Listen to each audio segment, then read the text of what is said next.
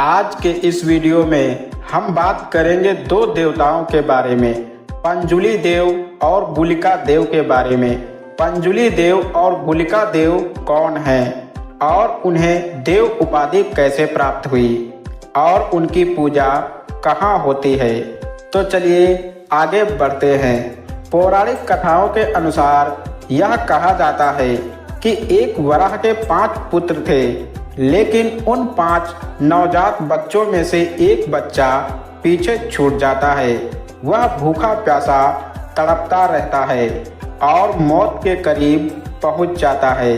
फिर उस समय पर माता पार्वती वहां भ्रमण करते हुए पहुंच जाती हैं। उस समय उन्होंने वहां एक नवजात वराह शिशु को देखा तो उन्हें उस वराह शिशु पर दया आ जाती है।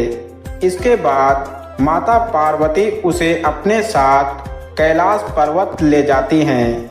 फिर माता पार्वती अपने पुत्र की तरह उसका पालन करती हैं। कुछ समय बाद उस बच्चे ने एक विकराल रूप ले लिया और साथ ही उसके बड़े बड़े दांत भी निकल आए, जिससे उसे परेशानी होने लगी।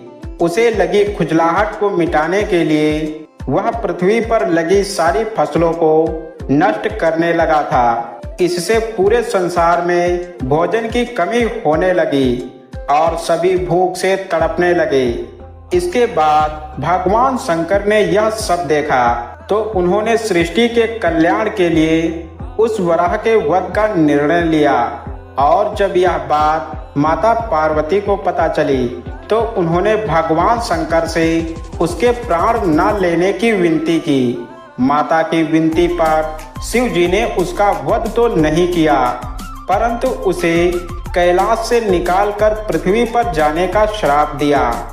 और अपनी जान बचाने के बाद उसने माता पार्वती और महादेव से प्रार्थना की और फिर भोलेनाथ ने उसे एक दिव्य शक्ति के रूप में पृथ्वी पर मनुष्यों और उनकी फसलों की रक्षा करने का आदेश दिया। तभी से वह वराह पृथ्वी पर पंजुली देव के नाम से निवास करने लगा और पृथ्वी पर फसलों की रक्षा करने लगा। इस तरह से लोग उन्हें देवता की तरह पूजने लगे। तो दोस्तों, अब जानते हैं गुलिका देव जी की कथा को।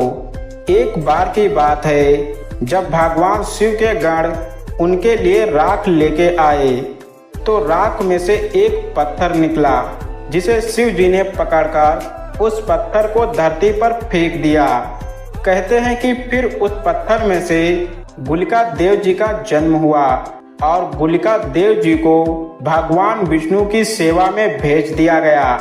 उसके अजीब व्यवहार से भगवान विष्णु ने निनुल्लासन के पेट से जन्म लेने का श्राप दिया और जब वह 9 महीने का हुआ तो वह अपनी माँ के पेट को फाड़कर बाहर आ गए और वह भूख से व्याकुल हो चिल्लाने लगे और सब कुछ खाने लगे। उनकी भूख नियंत्रित करने के लिए हाथियों और घोड़ों का खून भी पिलाया गया, लेकिन फिर भी उनकी भूख कम नहीं हुई। जिसके बाद भगवान विष्णु उनके सामने प्रकट हुए और उन्होंने अपनी उन्हें छोटी उंगली खाने के लिए दी, जिसके बाद उनका पेट भर गया।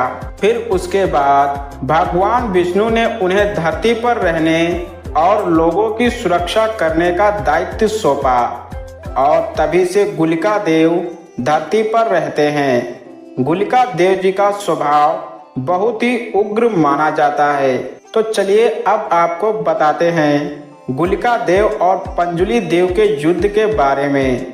ऐसा माना जाता है कि एक बार गुलिका देव और पंजुली देव के बीच में युद्ध हो गया। इसके बाद माता पार्वती ने बीच में आकर दोनों के युद्ध को शांत किया और दोनों को एक साथ भाइयों की तरह रहने का आदेश दिया और धरती पर रहने वाले लोगों की रक्षा मिलजुल कर करने के लिए कहा। तभी से गुलिका देव और पंजुली देव को एक साथ में पूजा जाता है और उनकी पूजा दक्षिण भारत में बड़े ही धूमधाम से होती है।